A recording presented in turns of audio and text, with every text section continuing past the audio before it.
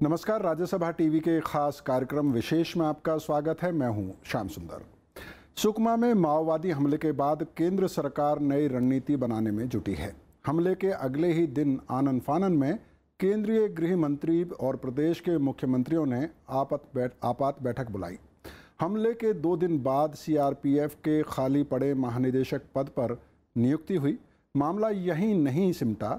CRPF के anti नक्सल operation का मुख्यालय 7 साल बाद कोलकाता से छत्तीसगढ़ लाया गया। बैठकों का दौर उसके बाद भी लगातार चलता रहा और आखिरकार 8 मई को 10 राज्यों के साथ गृह मंत्रालय की उच्च स्तरीय बैठक हुई और इसमें कई रणनीतियों पर चर्चा की गई। विशेष में आज हम इन्हीं मुद्दों पर बात करेंगे और बताएंगे कि बैठक में क्या बातचीत हुई और सरकार ने माओवाद पर लगाम कसने के लिए अब तक क्या क्या कदम उठाए हैं। तो आइए शुरू करते हैं आज का विशेष।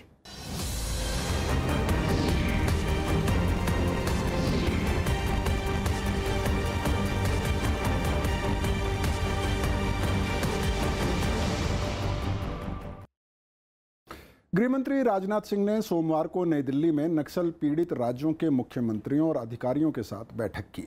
इस बैठक में नक्सली समस्या से निपटने के तरीकों पर चर्चा हुई। इस मौके पर गृहमंत्री ने चरमपंथी संगठनों पर वित्तीय अंकुश लगाने की जरूरत बताई। हाल ही में नक्सली हमले में सीआरपीएफ के 25 जवानों की मौत के बाद ये बैठक काफी अहम मानी जा रही है। केंद्रीय गृह मंत्री ने सोमवार को वामपंथी उग्रवादी से प्रभावित 10 राज्यों के मुख्यमंत्रियों, मुख्य सचिवों, पुलिस और प्रशासन के अफसरों की बैठक बुलाई। बैठक में नक्सलवाद को जड़ से उखाड़ने और जानमाल की क्षति कम करने के लिए रणनीति बनाई गई। इस मौके पर नए 8 बिंदुओं वाली रणनीति पर विस्तार से चर्चा की गई। बैठक में गृहमंत्री ने दावा किया कि सरकार ने देश के 35 सर्वाधिक नक्सल प्रभावित जिलों के लिए एक समन्वित कार्य योजना बनाई है। देश के 10 वामपंथ उग्रवाद से प्रभावित राज्यों में वामपंथी उग्रवाद के विभिन्न पहलुओं को एक साथ बैठकर समझने, वामपंथी उग्रवाद का पूरी सक्षमता से मुकाबला करने और इसे नष्ट नाबूद करने हेतु तथा सर्वाधिक प्रभावित 35 जिलों में इंटीग्रेटेड स्ट्रेटजी से सुरक्षा और विकास को गति देने के उद्देश्य से यह बैठक आहूत की गई है। इस बैठक में वामपंथी कट्टरपंथ से लड़ने के तरीकों, नक्सलियों की वित्तीय संसाधनों तक पहुंच खत्म करने, केंद्रीय सशस्त्र बलों और स्थानीय पुलिस के बीच बेहतर तालमेल बनाने, जानमाल की क्षति कम करने, नक्सलियों के खिलाफ आक्रामक रणनीति अपनाने, केंद्रीय सशस्त्र पुलिस बलों की बटालियन बढ़ाने, नक्सलियों की अति सक्रियता वाले इलाकों में सीआरपीएफ और बीएसएफ की बटालियनों की फिर से तैनाती, पीड़ित इलाकों में वायुसेना के हेलीकॉप्टर से निगरानी की अवधि को बढ़ाने और कोबरा कमांडो की तैनाती समेत कई मुद्दों पर बात हुई। वामपंथी उग्रवाद का मुकाबला सुरक्षा और विकास के मोर्चे पर एक समन्वित लड़ाई है, जिसे निर्णायक रूप से लड़ना है और जीतना है। इसके लिए आपसे उपयुक्त और सक्षम और कौन हो सकता है। हमारे जवानों की मौजूदगी वामपंथी उग्रवादियों के बीच दहशत का तथा स्थानीय जनता एवं आदिवासियों के बीच आश्वस्ति का भाव पैदा करने वाली होनी चाहिए। मैं कहना चाहूंगा, let your action speak for itself. गृह मंत्रालय ने बताया कि कोबरा कमांडो की कुल 154 में से 44 टीमें इस वक्त छत्तीसगढ़ के बस्तर मंडल में तैनात हैं। इस मंडल में सुकमा और दंतेवाड़ा जिले भी शामिल हैं। सरकार ने केंद्रीय सशस्त्र बल की पुलिस बटालियन बढ़ाने पर असहमति जताई। केंद्र सरकार की दलील है कि उसका जोर बटालियन बढ़ाने के बजाय नक्सल विरोधी अभियानों को प्रभावी बनाने पर है। सरकार ने नक्सल विरोधी अभियान में सेना की मदद लेने के विचार को सिरे से खारिज कर दिया। बैठक में हिंसा छोड़ चुके लोगों के पुनर्वास और पिछड़े इलाकों के विकास पर भी चर्चा हुई। A lot of CPFs and state polices have been going for decades now for specialized trainings to the army. Now that has been going on for decades, and that of course will continue in future also. But there is nothing new to either the training part of it, and there is no question at all of involving the army in this operation. गृह मंत्रालय के मुताबिक बीते 20 साल में माओवादी हिंसा की वजह से करीब 12,000 लोगों को अपनी जान गंवानी पड़ी है। इनमें 2700 जवान और 9,300 नागरिक शामिल हैं। छत्तीसगढ़ में ही पिछले 2 महीने में नक्सली हमलों में सीआरपीएफ के 37 जवान मारे गए हैं। नक्सलियों के निशाने पर सिर्फ सैन्य बल नहीं बल्कि सार्वजनिक संपत्ति भी है। बीते सालों में सुरक्षा के अलावा सड़क, अस्पताल, स्कूल, मोबाइल टावर और पंचायत भवन भी नक्सलियों के निशाने पर रहे हैं। जैगम मुर्तजा, राज्यसभा टीवी। 24 अप्रैल को छत्तीसगढ़ के सुकमा जिले में एक ऐसा हमला हुआ जिसने पूरे देश को हिलाकर रख दिया। माओवादियों ने घात लगाकर केंद्रीय रिजर्व पुलिस बल के जवानों पर हमला किया। इसमें 25 जवानों की मौत हो गई जबकि कई घायल हुए। इसके बाद गृह मंत्रालय चौकन्ना हो गया और आनन फानन में आपात बैठक बुलाई गई।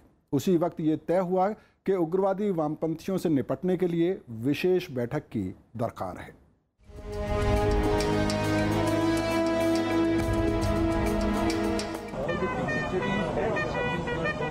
ये तस्वीरें 25 अप्रैल की हैं, जब माओवादी हमले में मारे गए सीआरपीएफ के जवानों को अंतिम विदाई दी गई। गृह मंत्री राजनाथ सिंह और छत्तीसगढ़ के मुख्यमंत्री रमन सिंह समेत कई लोगों की मौजूदगी में जवानों को राजकीय सम्मान के साथ श्रद्धांजलि दी गई। 24 अप्रैल के हमले के बाद पूरे इलाके में गश्ती तेज कर दी गई थी, लेकिन हाथ कुछ खास नहीं आया।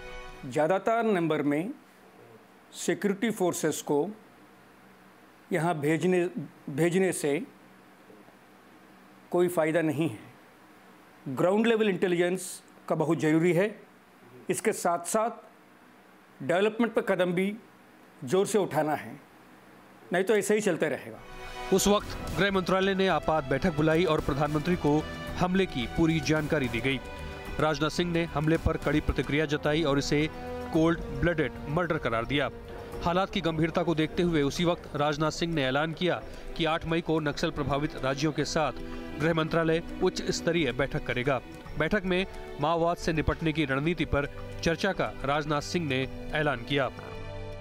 इतना ही मैं कहना चाहूंगा कि हमारे सीआरपीएफ के बहादुर जवानों का यह बलिदान किसी भी सूरत में हम लोग व्यर्थ नहीं जाने देंगे। हमने इसे चुनौती के रूप में स्वीकार किया है।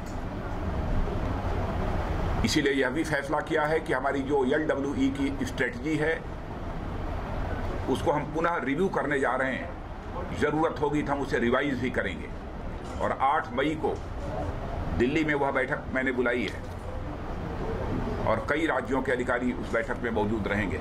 राजनाथ सिंह ने कहा कि सीआरपीएफ के जवानों का बलिदान बेकार नहीं जाएगा, लिहाजा लोगों की नजर उसी वक्त से इस बैठक पर थी। बैठक में क्या फैसले लिए जाएंगे इसको लेकर कयासों का दौर भी चलता रहा, लेकिन जिस तरह सुकमा हमले पर सभी राजनीतिक दलों के नेता एक साथ आए उससे ये साफ लग रहा था कि गृह मंत्रालय कोई कारगर कदम उठाने की दिशा में पहल करेगा। बहुत पुराना है, बहुत दिन से चल रहे गंभीर समस्या है। इसको समाधान करने के लिए केंद्र सरकार, प्रदेश सरकार मिलके पूरा प्रयास कर रहे। आने वाले दिनों में और भी कोऑर्डिनेटेड तरीका से इस चुनौती को स्वीकार करेंगे हम लोग और इन लोगों को छोड़ेंगे नहीं है। ये तो मानव विरोधी है, मानवता विरोधी है। सीपीएम ने हमले की भर्त्सना करते हुए कई सवाल भी उठाए। सीपीएम ने उस वक्त ये आरोप लगाया कि सीआरपीएफ के महानिदेशक के पद को तत्काल भरा जाना चाहिए। सीपीआई ने भी हमले की निंदा की और कहा कि बस्तर के इलाके में ठोस नीति की दरकार है। जेडीयू और आरजेडी ने भी सरकार की नीतियों की आलोचना की है, साथ ही कहा कि इस दिशा में एक ठोस रोड मैप बनाने की जरूरत है। भारत सरकार के गृह डिपार्टमेंट की कोई स्पष्ट नीति नहीं है कि how to deal and solve the problem of the Naxals. भाषण में, ट्वीट में जरूर इस्तेमाल ये सब बात करते हैं लोग। आतंकवाद, संप्रदायवाद और नक्सलवाद इसकी बात करते हैं और काबू करने की बात करते हैं। पैरामिलिट्री ऑर्गेनाइजेशंस के जो जवान शहीद हुए हैं उनको नमन करता हूं और अफसोस जाहिर करता हूं इस देश की सुरक्षा व्यवस्था पर कि उनका आज की तारीख में सीआरपीएफ का कोई डायरेक्टर भी नहीं है। हमले के 2 दिन बाद यानी 26 अप्रैल को सरकार ने राजीव राय भटनागर को सीआरपीएफ का महानिदेशक नियुक्त कर दिया।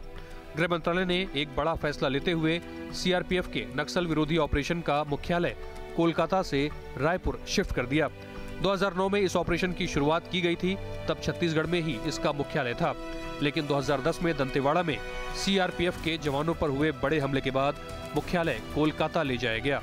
गृह मंत्रालय का मानना है कि एक बार फिर सीआरपीएफ को इस दिशा में गंभीरता से अभियान चलाने की जरूरत है, लिहाजा फिर से मुख्यालय छत्तीसगढ़ लाया गया। मुख्यमंत्रियों को बिठा के प्रधानमंत्री और गृह मंत्री पहले साल में 2 बार रिव्यू करते थे। पिछले 2-3 साल से ये हो नहीं रहा था, इसीलिए इसको हाई लेवल मीटिंग बता दिया। लेकिन ये ऐसा कोई स्पेशल बात नहीं है, पहले भी ये होता रहा था कि मुख्यमंत्रियों को बुला के चर्चा करें। डॉक्टर मनमोहन सिंह जी ने भी कहा था प्रधानमंत्री के तौर पे कि ये इंडिया का सबसे बड़ा सिक्योरिटी रिस्क है। मेरा मानना है कि इस चैलेंज हमारा सबसे बड़ा सिक्योरिटी चैलेंज नहीं है, बल्कि असमानता का, अन्याय का, गरीबी का, अभाव का, ये सबसे बड़ा चैलेंज है। हमले से लेकर 8 मई की उच्च स्तरीय बैठकों के बीच गृह मंत्रालय में बैठकों का लंबा सिलसिला चला।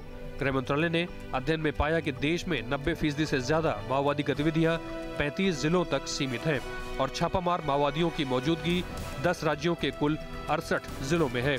ऐसे में गृह मंत्रालय ने 10 राज्यों के मुख्यमंत्रियों को बैठक के लिए आमंत्रित किया। साथ ही माओवाद से सबसे ज्यादा प्रभावित 35 जिलों के एसपी और जिलाधिकारियों को भी बैठक में बुलाया गया। मोहम्मद फातेह टीपू के साथ bureau report, Rajya Sabha TV. Bharat सरकार के मुताबिक पिछले 20 साल में नक्सली 12,000 लोगों की जान ले चुके हैं। पिछले कई साल से केंद्र और नक्सल पीड़ित राज्यों की सरकारें माओवाद के खात्मे को लेकर बड़े बड़े दावे करती रही हैं, लेकिन वामपंथी उग्रवादियों से निपटने के लिए कभी निर्णायक फैसला नहीं लिया गया।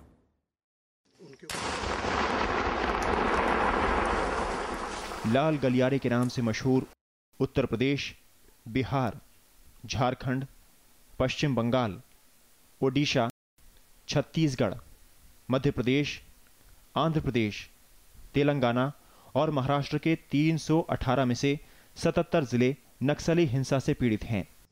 2016 के बाद इन 10 राज्यों में माओवादियों ने करीब 1050 वारदातों को अंजाम दिया है। हर हमले के बाद सरकार नक्सलियों को खत्म करने और मुंहतोड़ जवाब देने जैसी बातें करती है, लेकिन नक्सली लगातार वारदातों को अंजाम देने में सफल रहे हैं। वर्ष 2017 में भी अभी तक के आंकड़े दर्शाते हैं कि LWE संबंधित घटनाओं में 23.3% की कमी आई है, लेकिन 2-3 घटनाएं ऐसी हुई हैं जिनमें सुरक्षा बलों को काफी नुकसान उठाना पड़ा है। अतः इन घटनाओं का विश्लेषण भी आवश्यक है। ऐसी घटनाएं होती ही क्यों हों? दरअसल माओवाद से निपटने की नीति में कई झोल हैं। नक्सल विरोधी अभियान में लगे अर्धसैनिक बलों के पास संसाधन और प्रशिक्षण की कमी है। स्थानीय लोगों को माओवाद से दूर रहने के लिए जरूरी प्रोत्साहन नहीं मिलता। हिंसा छोड़कर आए नक्सलियों के पुनर्वास और सुरक्षा पर समुचित ध्यान नहीं दिया जाता। बड़े पुलिस अधिकारी नक्सल पीड़ित इलाकों में जाने से कतराते हैं। नक्सल विरोधी अभियान में लगे पुलिस अधिकारियों के बीच संपर्क और संवाद की कमी भी एक बड़ा मुद्दा है। सरकार के पास वामपंथी उग्रवादियों से बेहतर संसाधन है, प्रशिक्षण है, प्रौद्योगिकी है, लेकिन वामपंथी उग्रवादियों की रणनीति को वेधने के लिए और बेहतर समन्वित प्रयासों की आवश्यकता है। इस मोर्चे पर कामयाबी सिर्फ भावनाओं से ही नहीं मिल सकती। सफलता के लिए आवश्यक है सही नजरिया, सही रणनीति, संसाधनों का कुशल उपयोग, दुश्मन की शक्ति और कमजोरियों का ज्ञान, अपने सुरक्षा बलों का प्रशिक्षण। सुरक्षा बलों के लिए माइन प्रोटेक्टेड व्हीकल यानी MVP, ड्रोन, थर्मल इमेजर, जमीन भेदी रडार समेत कई आधुनिक उपकरण खरीदने की बात हुई। नक्सल विरोधी अभियान में लगे सुरक्षा बलों को अभी भी इन उपकरणों का इंतजार है। कई पुलिस चौकियों में संचार की कोई सुविधा नहीं है। कई के रेडियो सेट बैटरी की कमी से जूझ रहे हैं। CRPF को 252 MVP की जरूरत है, लेकिन उसके पास महज 120 हैं। इनमें से भी कई वर्कशॉप नहीं होने की वजह से बेकार पड़े हैं। The use of modern technology by the state police and equipping the state police at par with the CPF was also discussed. Other issues raised were regarding interstate and intrastate coordination and coordination between state police and the CPFs, intelligence sharing, setting up of joint task forces, and for effective monitoring of state interstate boundaries. 2012 में गृह मंत्रालय ने सुरक्षा बलों के आधुनिकीकरण की योजना में कई सिफारिशें की थीं। 2017 के बजट में गृह मंत्रालय को तकरीबन 83,000 करोड़ रुपए भी मिले।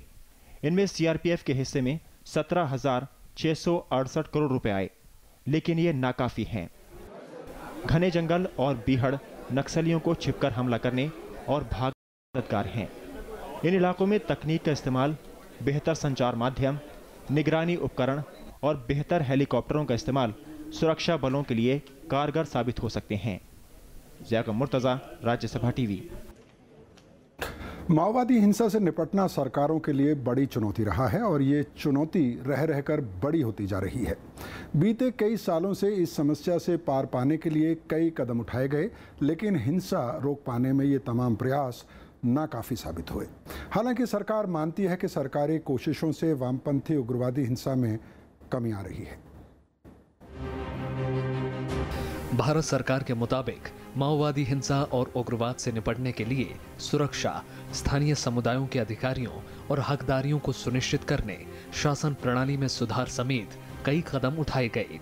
बावजूद इसके सरकारी नीतियां अब तक ज्यादा कारगर साबित नहीं हुई। दरअसल माओवादी हिंसा से निपटने के लिए ये तय करना जरूरी है कि समस्या की जड़ आखिर क्या है।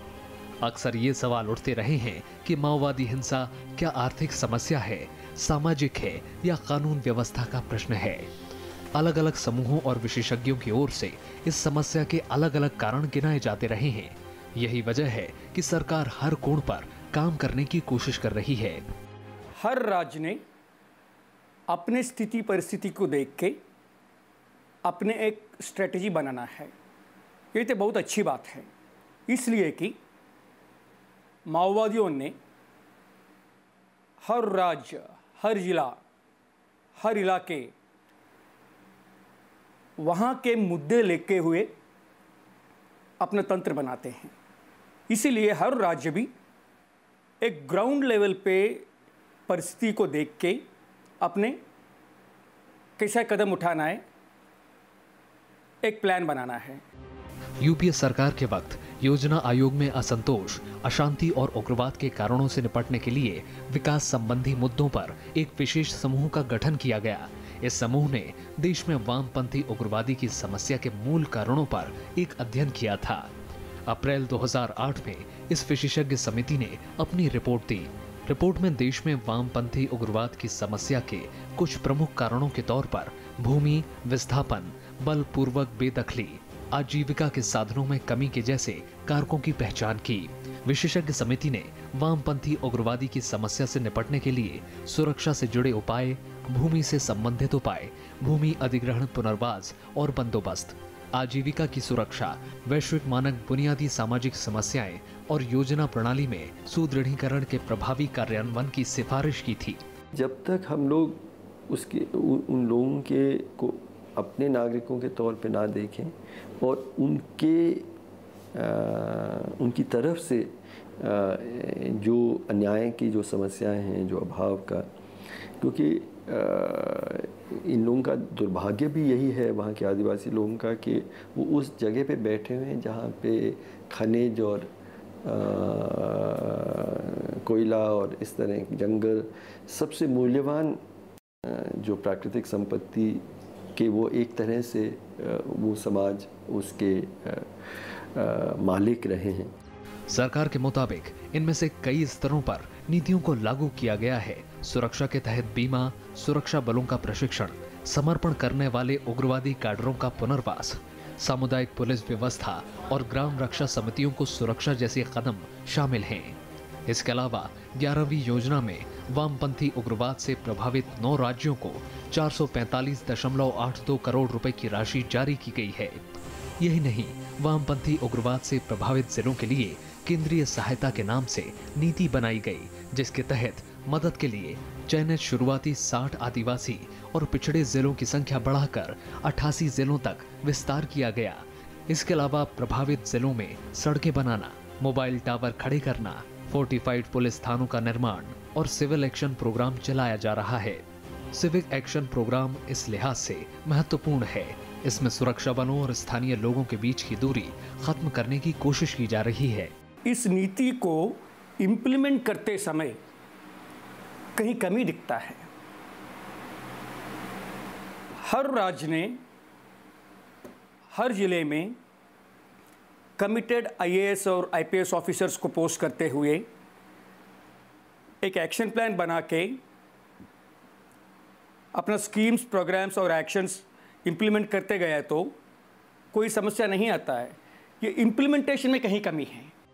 इस सब के अलावा केंद्रीय गृह मंत्रालय ने अपने अधीन वामपंथी उग्रवाद प्रभाव स्थापित किया हुआ है, जो केंद्र की ओर से जारी तमाम कदमों की मॉनिटरिंग करता है। गृह मंत्रालय के मुताबिक माओवादी स्कूलों, सड़कों, रेल मार्गों, पुलों, स्वास्थ्य केंद्रों, संचार सुविधाओं समेत तमाम केंद्रों को निशाना बनाकर अपना विकास विरोधी चेहरा पेश करते हैं। सरकार मानती है कि माओवादी अपनी पुरानी विचारधारा को कायम रखने के लिए अपने प्रभाव वाले क्षेत्रों में लोगों को हाशिए पर रखना चाहते हैं। सरकार इसमें सिविल समाज और मीडिया की मदद की दरकार चाहती है, ताकि माओवादियों पर हिंसा छोड़ने, मुख्य धारा में शामिल होने और लोकतांत्रिक व्यवस्था को मजबूत करने में मदद मिल सके। Bureau report, Rajya Sabha TV. माओवादियों की मौजूदगी देश के कई हिस्सों में है। वक्त वक्त पर इन लोगों ने देश के जवानों, आम नागरिकों और नेताओं को अपना निशाना बनाया है। 24 अप्रैल को हुए हमले से पहले भी चरमपंथी सुरक्षा बलों को निशाना बनाकर कई बड़े हमलों को अंजाम दे चुके हैं। आप देखिए ये रिपोर्ट और मुझे दीजिए अनुमति।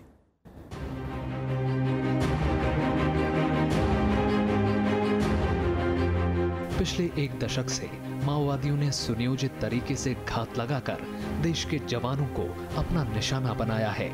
आम नागरिक और राजनीतिक क्षेत्र के लोग भी इनके शिकार पर रहे हैं। देश के कई हिस्सों में माओवादियों की पैठ है। देश के मानचित्र को देखें तो छत्तीसगढ़, झारखंड, बिहार, उड़ीसा, पश्चिम बंगाल और महाराष्ट्र के कई हिस्सों में खास तौर पर इनकी मौजूदगी देखी जा सकती है। बीते कुछ सालों में बड़े माओवादी हमलों पर नजर डालते हैं। 4 सितंबर 2009 छत्तीसगढ़ बीजापुर में माओवादियों ने ग्रामीणों को निशाना बनाया। माओवादियों ने 4 लोगों को मौत के घाट उतार दिया। 26 दिसंबर 2009 छत्तीसगढ़ के बस्तर में माओवादियों ने घात लगाकर बीजेपी सांसद बलिराम कश्यप के बेटे की हत्या कर दी। 8 अक्टूबर 2009 महाराष्ट्र के गढ़चिरौली जिले के लाहेरी थाने में माओवादियों ने हमला किया। इस हमले में 17 पुलिसकर्मियों की मौत हो गई। 15 फरवरी 2010 पश्चिम बंगाल में पश्चिमी मिदनापुर जिले के सिल्दा में ईस्टर्न फ्रंटियर राइफल्स के शिविरों को माओवादियों ने निशाना बनाया। हमले में 24 जवान शहीद हो गए। 4 अप्रैल 2010 ओडिशा के कोरापुट जिले में माओवादियों ने बारूद सुरंग में विस्फोट कर हमला किया। इसमें माओवादी विरोधी विशेष अभियान दल के 11 सुरक्षा कर्मियों की जानें गईं। 6 अप्रैल 2010 माओवादियों ने दंतेवाड़ा में सुरक्षा बलों पर अब तक के सबसे बड़े हमले को अंजाम दिया। माओवादियों ने गश्ती दल को अपना निशाना बनाया।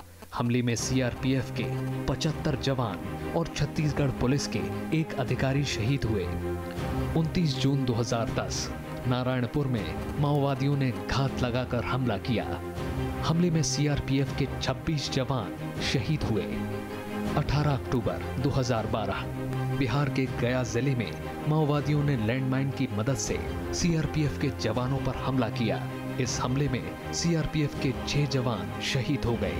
छत्तीसगढ़ के चीरम घाटी में माओवादियों ने राजनीतिक क्षेत्र से जुड़े लोगों को निशाना बनाया। हमले में कांग्रेस के 25 नेताओं की मौत हो गई। 2 जुलाई 2013 झारखंड के दुमका इलाके में माओवादियों ने 4 पुलिस अधिकारियों और पाकुड़ में एक एसपी की हत्या कर दी। 28 फरवरी 2014 छत्तीसगढ़ के दंतेवाड़ा में माओवादियों ने फिर हमला किया। एक बार फिर पुलिस उनके निशाने पर थी। हमले में एसएचओ समेत 6 पुलिसकर्मियों की जान चली गई। 11 मार्च 2017 सुकमा के भेजी में माओवादियों ने सीआरपीएफ के जवानों को निशाना बनाया। हमले में 12 जवान शहीद हो गए थे। माओवादी शहीद जवानों के हथियार भी साथ ले गए। 24 अप्रैल 2017 छत्तीसगढ़ के सुकमा जिले में माओवादियों ने घात लगाकर सीआरपीएफ के जवानों पर हमला किया। हमले में 25 जवान शहीद हो गए। इस सुनियोजित हमले में कई जवान लापता भी हैं। Bureau report, Rajya Sabha TV.